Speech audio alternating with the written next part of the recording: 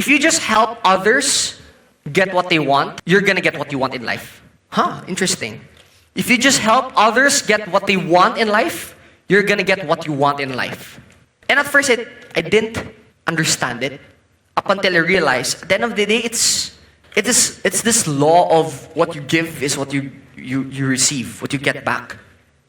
And at the same time, a lot of business owners out there has this scarcity mindset.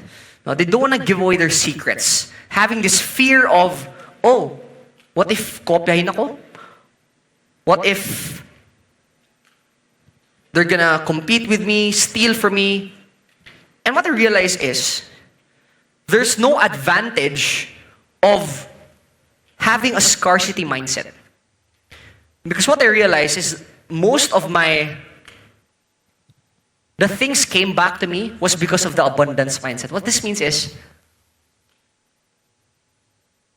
it doesn't mean if I share with you how I made money, I'm gonna make less money. How many of you would agree? Right?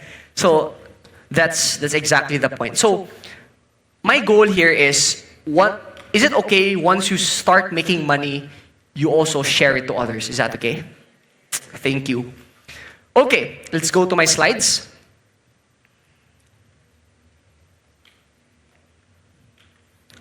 Slides, please. All right, so let me walk you through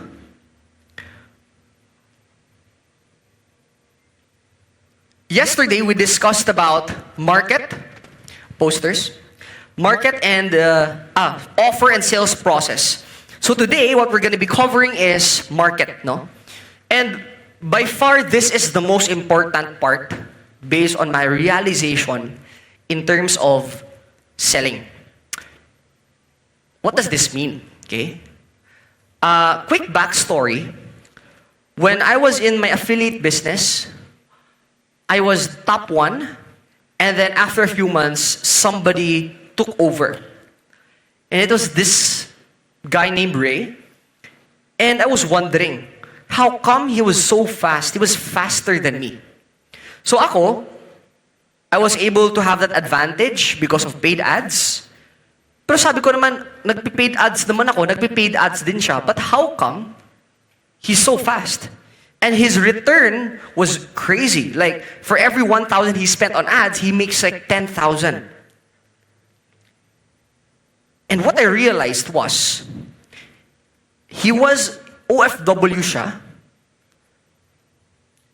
and he understood the pain points of OFWs. Just imagine, we have the same offer, we had the same sales process, but we had totally different results. We had the same strategy. The only thing that changed, that was different, was who we are marketing it to. I was targeting the Philippines, targeting employees who wants to start an online business. But he was actually targeting OFWs who wants to come back home and spend time with their families. And here's what happened, okay? Because of that, just by shifting a market, it got us totally different results. At that time, probably for every 1,000 I spend, I got 3 times back. He got 10 times back, more than 3 times than me. And all that change was the market. So I wanted to write this down. It's very important for you to be able to choose, what's the word? Who you are marketing to. Because how many of you would agree that not all clients are the same? What this means is, how many of you experience there are clients who pay more and then demand less from you? How many of you can relate to this? Okay, thank you. And there are clients who pay less but demand a lot from you. How many of you can relate to this? Thank you. What happens when you target everyone is you start attracting everyone. And what this means is you're gonna hate your life. Because there's these clients who pay less and demand a lot from you. Does that make sense? So kung ganun pala, why don't you just target what you call your dream clients? What's the word? Your dream clients are the ones na ang laking binayad sa'yo, tapos walang reklamo. Tama? And you're gonna notice all those clients, they pay you high with no complaints, they have a pattern. Sabi nga nila na, I don't believe in the customers are right, are always right. Do you know why? Ask me why. Because not all customers are right, only the right customers are right. Just imagine this. If all customers are right, and then you ask them, what do you want? Para sasabihin nila, lower your price. Yes or no? Like, they always demand a cheap for something really big. Tama? Kumbaga, if customers are always right, tatanungin, pwede ba libre na lang? Ano gagawin nyo? Libre niya libigay. So always remember, only the right customers are right.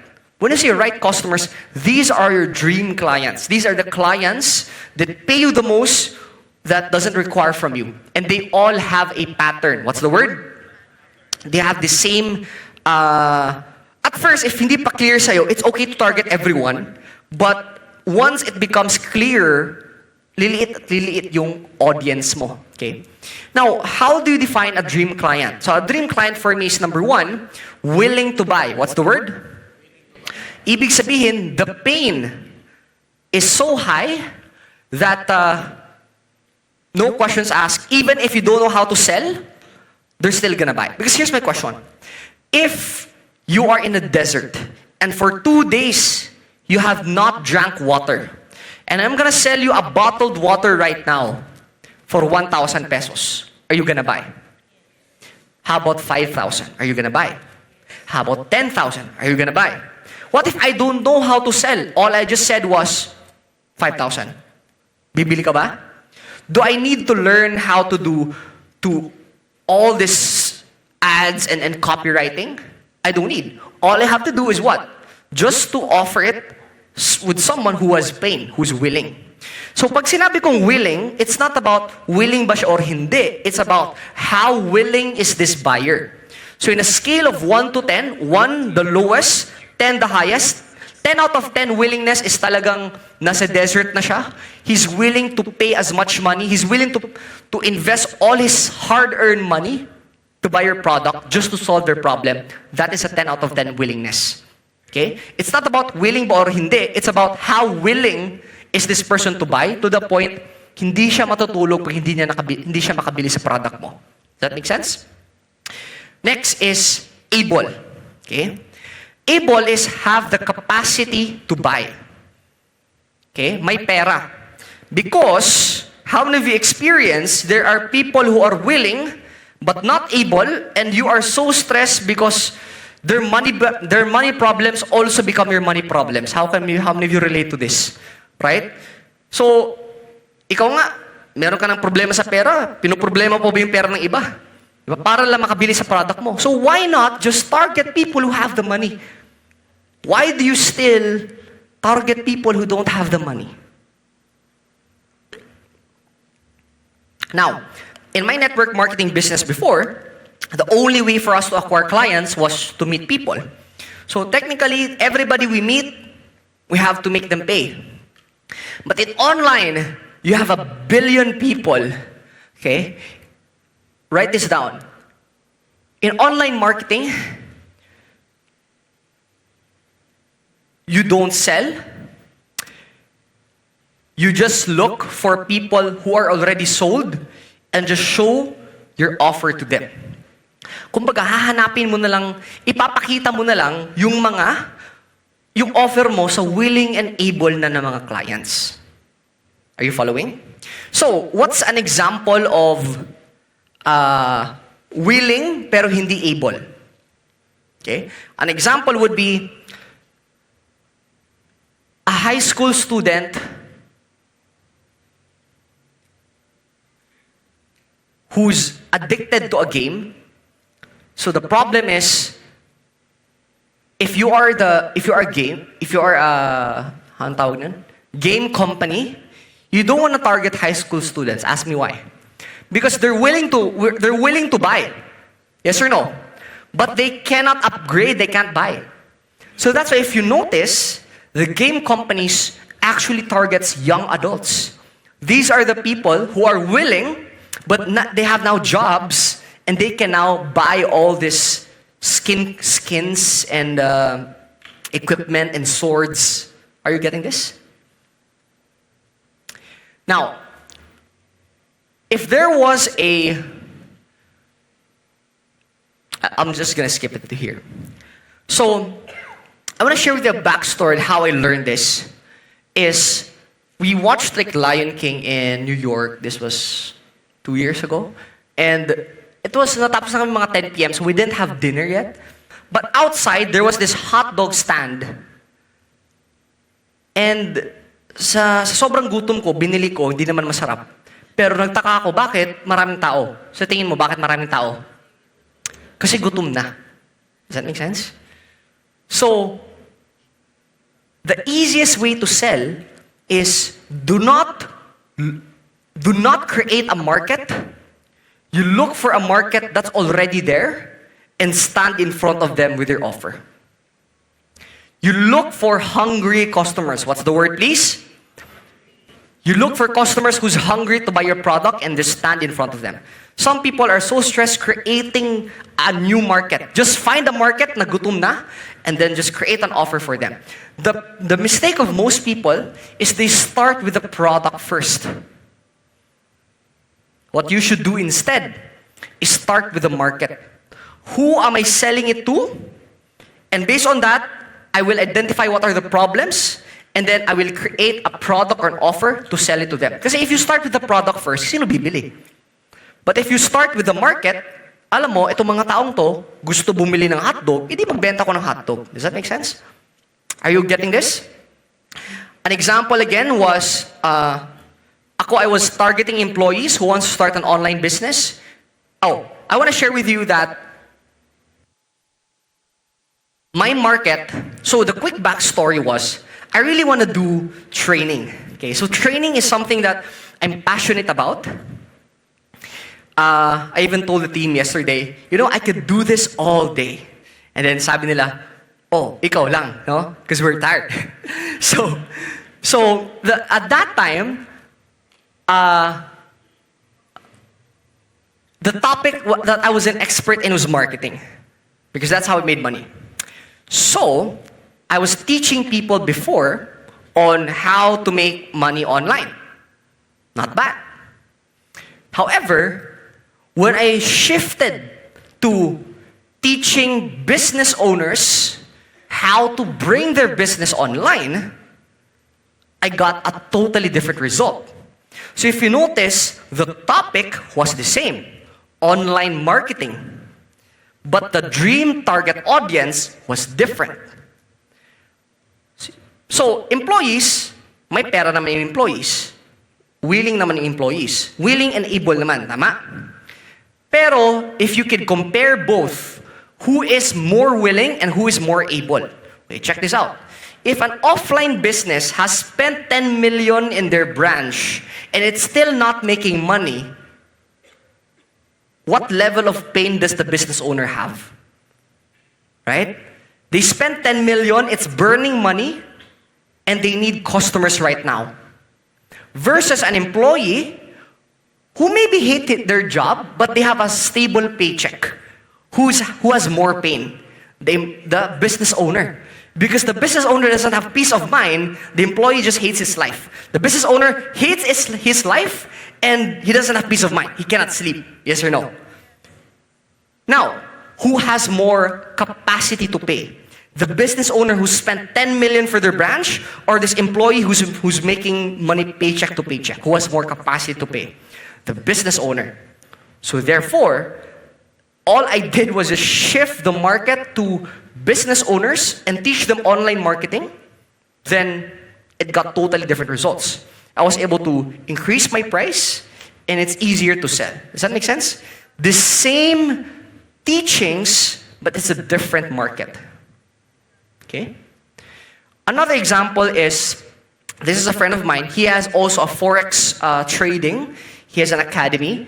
So from earning additional income to people who want to earn additional income, he was marketing to people who want to invest and retire. So people who want to invest Duh, they have the money. People who want to make additional income, they don't have the money, right? So it's harder to make money if your clients don't have money. So why not just target rich people? Does that make sense? So, another is, ito yung sinasabi ko ni Ray and I was targeting employees in the Philippines, and Ray was targeting OFWs.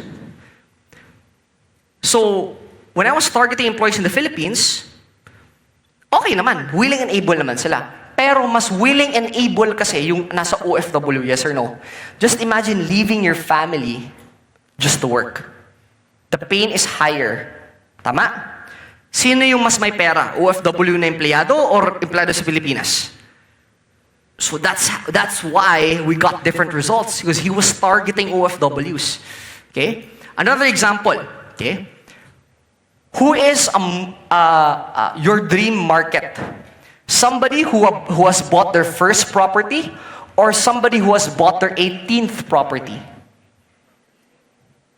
What do you think? Who says first property?